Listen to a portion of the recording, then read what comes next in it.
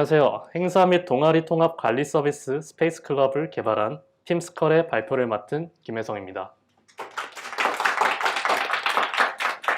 저희 팀은 총 6명으로 현진님, 성원님, 준호님 이렇게 3명의 백엔드 개발자랑 저와 인재님, 채연님 이렇게 3명 합해서 6명의 개발자로 이루어져 있습니다.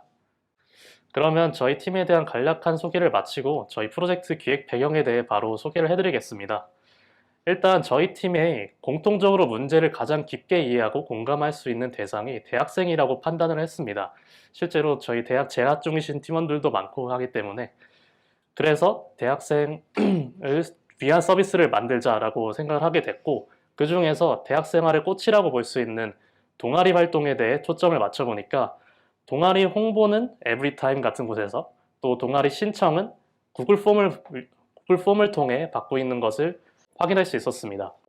이렇게 기존 방식으로 동아리를 관리하다 보면 동아리 임원의 경우 여러 플랫폼을 이용해야 하는 불편함이 있고 선착순 신청을 관리해야 될 때도 난감한 상황이 굉장히 많이 발생할 것입니다.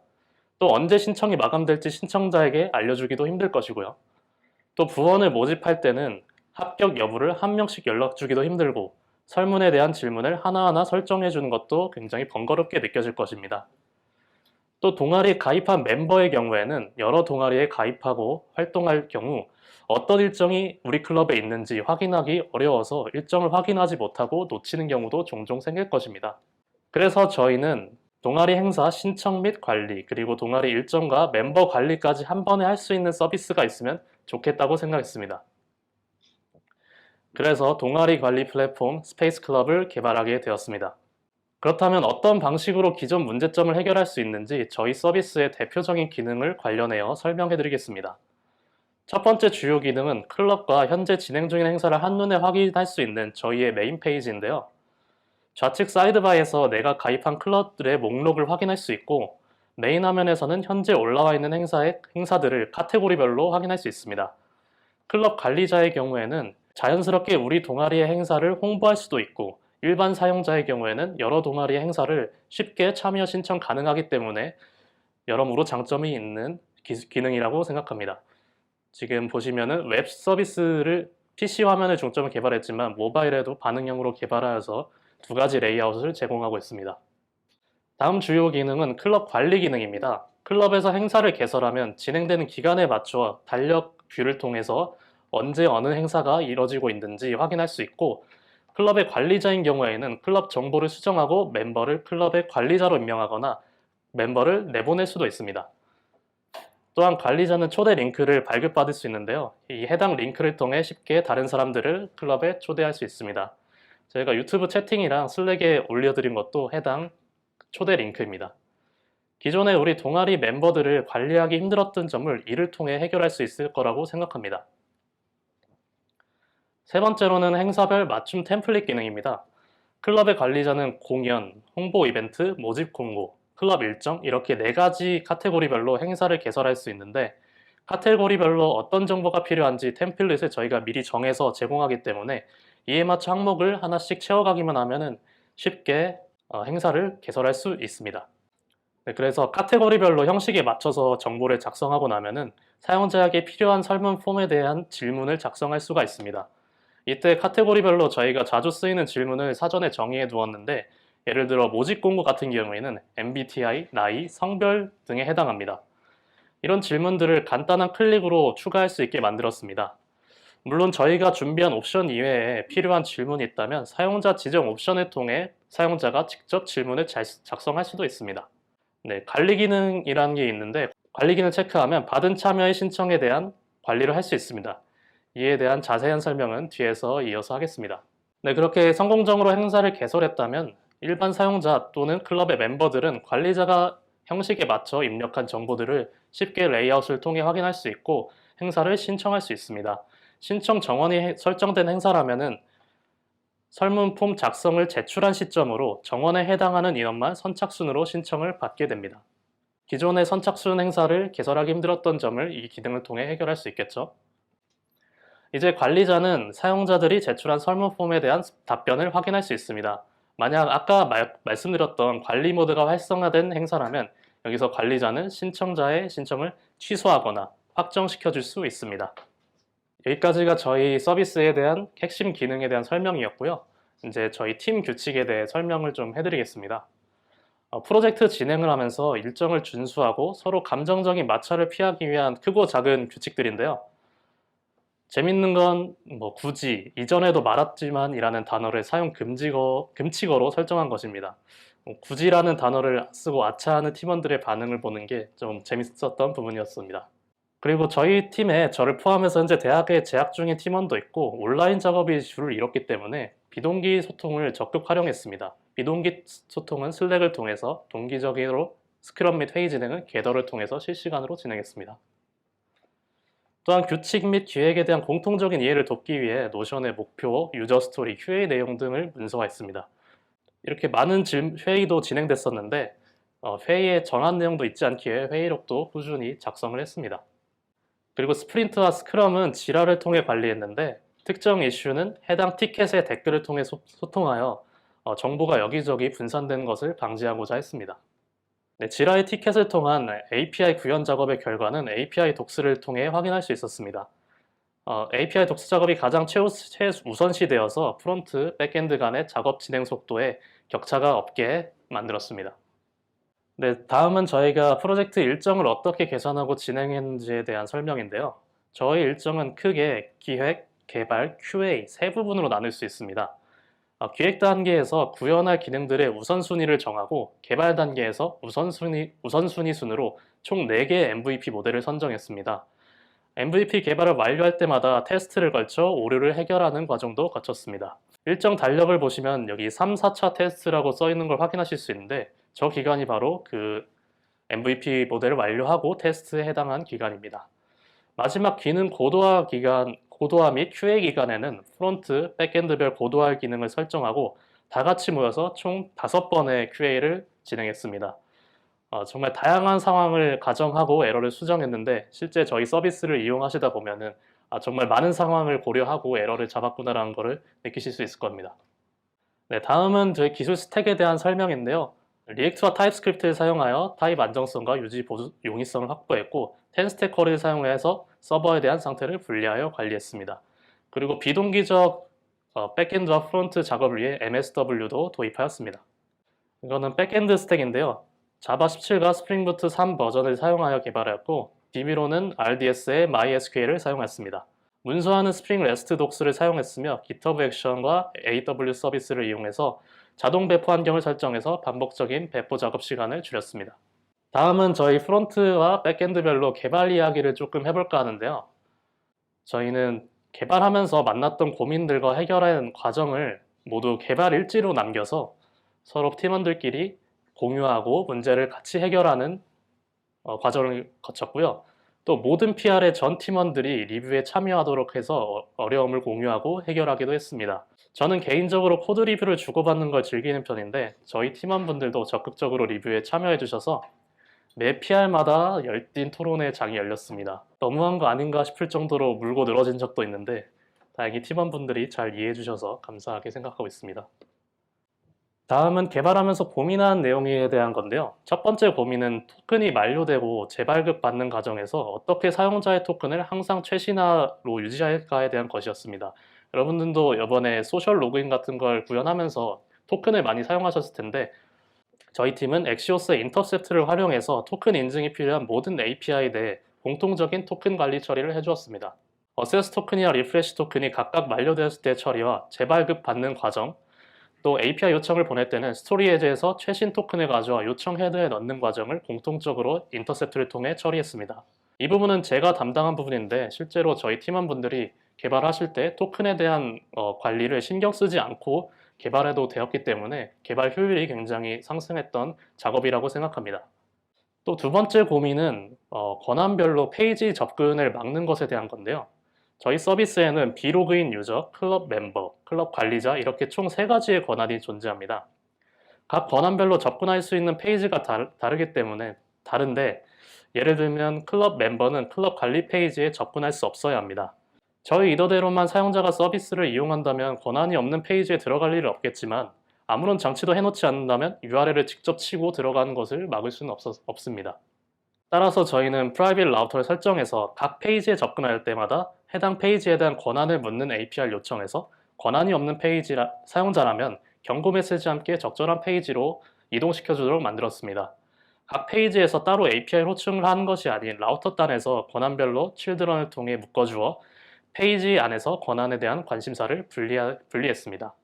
그러면 같은 권한의 페이지를 이동할 때 계속 같은 API를 요청하기 때문에 너무 많은 API 요청이 있고 낭비가 있는 게 아닐까라는 질문하실 수 있는데, 여기서 저희가 채택한 10스텝 쿼리의 장점을 활용할 수 있습니다. 클럽 아이디만 같다면, 즉 내가 이 클럽에 대한 권한이 동일하다면 10스텝 쿼리가 캐싱해준 데이터를 사용하여 불필요한 API 요청을 줄일 수 있었습니다. 마지막으로 백엔드와 비동기 개발 방식에 대한 고민인데요.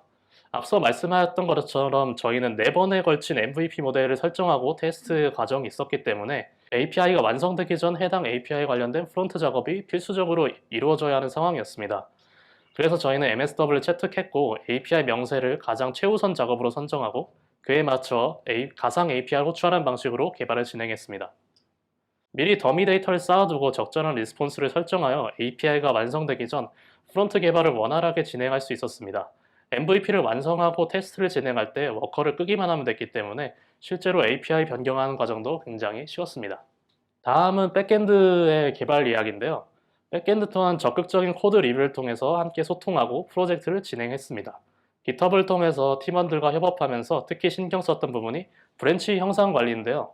특정 커밋으로 돌아가는 등의 조작이 필요한 경우 빠르게 히스토리를 조작할 수 있기 때문에 리니어 커밋 히스토리를 유지했으며 기능 단위로 커밋을 남기려 노력했습니다. 다음으로 백엔드에서 고도화했던 작업에 대해 소개를 해드리겠습니다. 첫 번째로 금치거 처리에 관한 내용입니다.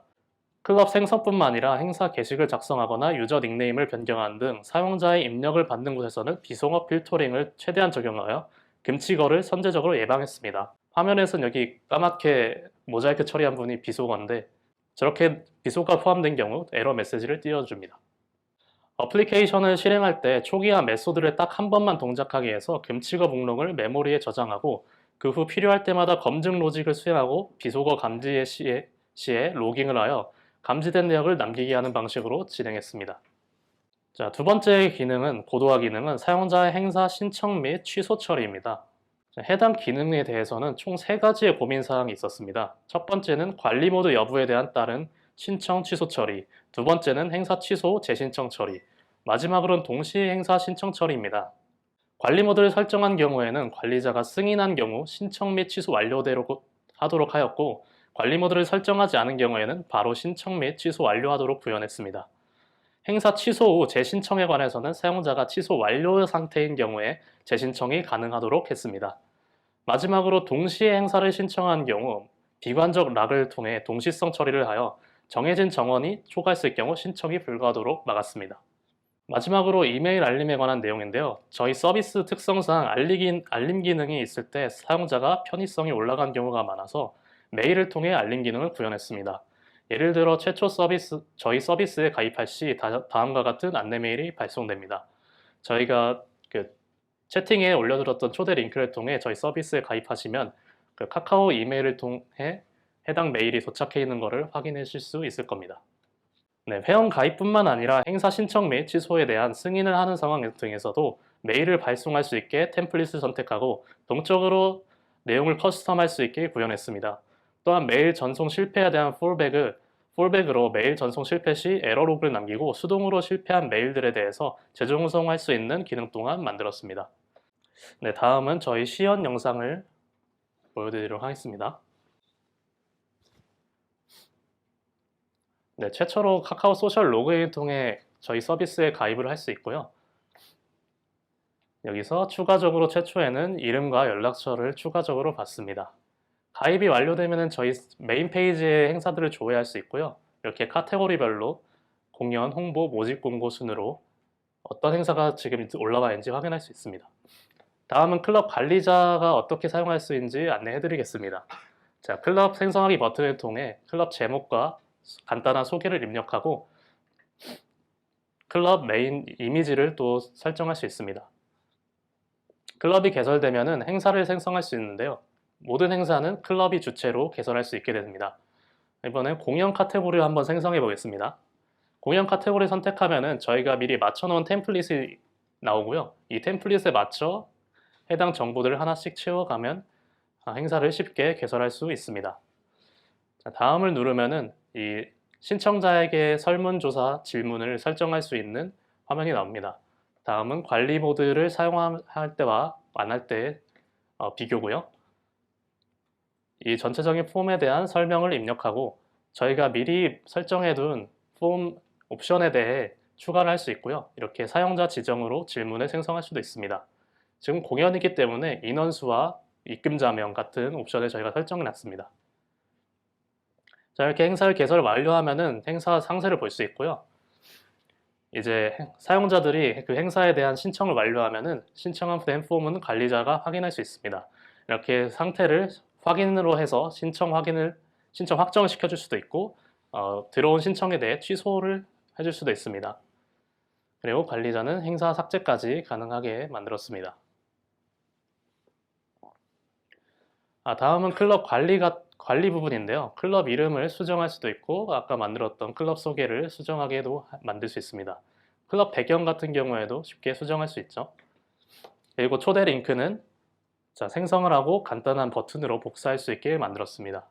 해당 초대 링크를 URL로 복사 붙여넣기 해놓으면 이런 화면이 뜨는데 지금은 이미 가입된 멤버이기 때문에 가입이 안 되지만 그 사용자를 바꿔서 로그인하면은 성공적으로 멤버로 추가됐습니다. 그리고 멤버의 역할을 관리자로 만들거나 내보낼 수도 있고요. 또 그럼 홈페이지에서 멤버가 업데이트된 걸 확인할 수 있습니다. 그리고 클럽의 관리자는 공지사항을 생성할 수도 있는데요. 이렇게 클럽에 공지사항을 추가할 수 있을 때 추가해야 할 때 모달 형식으로 추가를 한 뒤 슬라이드 형태로 어떤 공지사항들이 있는지 확인을 할 수도 있습니다. 그리고 클럽 일정은 자동으로 이 캘린더에 등록되기 때문에 어떤 날짜에 어떤 행사가 있는지 쉽게 확인할 수 있겠죠.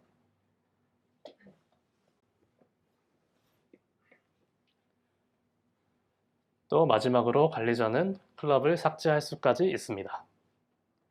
자, 멤버의 경우에는 어떻게 사용할 수 있는지 보여드리겠습니다.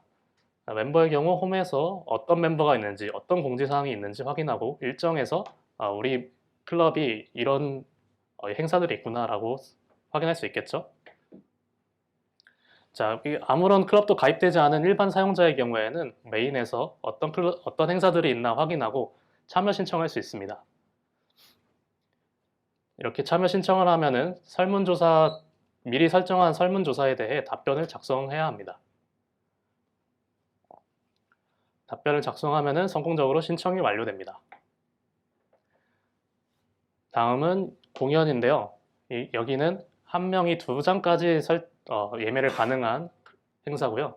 북마크도 할 수 있기 때문에 북마크를 하면 내 페이지에서 북마크한 행사를 확인할 수 있습니다. 그리고 참여 신청한 행사도 내 페이지에서 볼 수 있고 참여 신청한 행사를 내 페이지에서 취소 신청할 수 있습니다. 그러면 관리자에게 이벤트 취소 요청이 보내지고 그걸 확인하고 관리자가 취소 확정을 시켜줄 수 있겠죠. 그리고 유저의 정보를 간단하게 변경할 수도 있습니다. 이미지도 이렇게 업로드 해줄 수 있겠죠. 자, 그리고 헤더에서는 행사를 검색할 수 있습니다. 이렇게 검색하면은 상세 정보를 확인할 수 있습니다. 네, 이상으로 발표를 마치겠습니다. 감사합니다.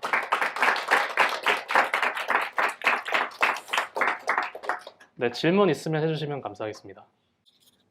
아까 백엔드 팀 보면 레스트 독스를 사용을 하시게 됐는데 그 레스트 독스로 API를 먼저 작성을 하게 될 때 저희 같은 경우도 문서화로 API를 먼저 작성하고 레스트 독스를 작성할까 아니면 레스트 독스만 할까 고민을 좀 했던 부분이 있었어요. 근데 노션에도 API 문서를 작성하고 레스트 독스도 또 작성하고 이러면 또 그거에 맞는 개발 비용이 들어가게 되잖아요. 그래서 여기 팀은 아까 레스트 독스 했을 때 초기에 API 문서를 따로 했는지 아니면 레스트 독스만 따로 해서 API 문서를 관리를 했는지 그 부분을 여쭤보고 싶습니다. 저희도 그 부분에 대해서 좀 많이 고민을 했는데요. 노션에 할 수도 있고 지라에서도 저희가 해당 티켓을 통해 API 명세를 만들었는데 그렇게 하다 보니까 어디가 최신화된 API 명세인지 확인하기가 힘들어서 저희가 프론트 측에서 백엔드 측에 API 독스를 통해서 통합해서 관리했으면 좋겠다. 항상 최신 상태를 유지했으면 좋겠다고 요청해서 그런 식으로 API 독스를 통해 진행했습니다. 그러면은 또 백엔드 쪽에서 또 이슈가 있었을 것 같은데 프론트에서 처음에 요청했던 API랑 계속 개발을 진행하다 보면 저 이거 API 좀 별론데 이거 좀 바꿔주세요라고 했던 분들이 많이 있었을 것 같아요. 네. 그래서 백엔드는 그럼 그때 항상 그러면 빨리 바꿔드릴게요 하고 약간 이렇게 빨리빨리 계속 테스트를 수정하는 그렇게 하셨던 걸까요? 저희 개발할 때는 그런 수정사항이 당연히 굉장히 많았습니다. 그런데 그때마다 궤도에 항상 모여서 이거 이렇게 하는 게 좋을까요? 저렇게 하는 게 좋을까요? 이게 합리적인 방향을 서로 찾아가서 적절한 방향을 같이 고민했던 것 같아요. 이건 불필요한 수정 같으면은 보류하고 우선순위가 다른 게 먼저인 것 같다 하면은 다른 걸 먼저 진행하고 그런 방식으로 협의를 통해 진행했습니다. 저희 프로젝트에서도 동시성 이슈가 되게 핵심 키워드였어가지고 되게 여러 가지 방법을 알아봤는데 이 프로젝트에서는 비관락을 사용을 하신 것 같더라고요. 그래서 혹시 여러 방법이 있었을 텐데 그 방법을 선택하신 이유도 궁금하고 또 비관락을 적용을 했을 때 제가 알아봤을 때는 그 데드락도 좀 생길 수 있다라는 그런 단점이 있었던 것 같은데 혹시나 개발하는 과정에서 이슈가 있으셨는지 궁금합니다. 네. 저희도 그 스프린트 일정 중에 고도화 기간이 있었는데 그때 그 동시성 처리를 진행을 했었는데 일단 저희는 약간 개발을 하면서 새로운 걸 도입하는 것도 좋지만 일단 할 수 있는 선에서는 JPA나 그 저희 스프링 지금 쓰고 있던 거 선에서 해봤으면 좋겠다라는 생각이 들어가지고 이제 알아봤을 때 뭐 트랜잭셔널 이렇게 전파 레벨도 있고 뭐 비관적 락, 뭐 낙관적 락이 있었는데 그 많이 몰릴 가능성이 높을 것 같아서 낙관적 락보다는 비관적 락을 선택해서 진행을 했고 이제 아직 서비스가 크지 않으니까 데드락이 발생할 그 이슈는 아직 생각하지 않고 저희끼리 이제 테스트를 했었을 때 잘 돌아가는 것을 확인하고 일단은 1차적으로 JPA 안에서 해결할 수 있는 방법으로 구현하였습니다. 네, QA가 우리는 없는 거잖아요. 근데 아까 이런 것까지 막아놨다 되게 자신감을 보여줬잖아요. 이런 네. 상황에서의 에러, 이런 상황에서의 네. 에러. 그거를 뭐 생각해 볼 수 있는데 되게 자신감을 보이셨어요. 네. 그러면은 그거를 위한 뭐 특별한 뭐 방법론이 있었던 건지 아니면은 그냥 우리 이 정도 했으니까 열심히 한 것 같다라고 얘기를 하신 건지. 일단 5번이나 거치면서 되게 QA가 스트레스풀한 작업이잖아요. 근데 팀원들이 일단 5번이나 하자는 열의를 일단 보여줬고 저희 팀의 성원님이 되게 디테일한 요소를 되게 잘 보세요. QA를 진행하면서 여기에 엔터가 들어가도 안 되는데요. 뭐 앞에 공백 추가하면 안 되는데요. 이런 디테일한 요소들을 되게 잘 잡아주셔서 그런 부분에서 되게 팀원들의 도움을 많이 받았기도 했고 네, 저희가 좀 개발이 일찍 마무리되다 보니까 시간적 여유가 좀 있어서 여러 번 QA를 진행하면서 QA가 해도 계속 에러가 나오더라고요. 그래서 여러 번을 진행해서 에러를 많이 잡았던 것이 좀 그렇게 자신 있게 말할 수 있는 이유가 아닐까 좀 싶네요.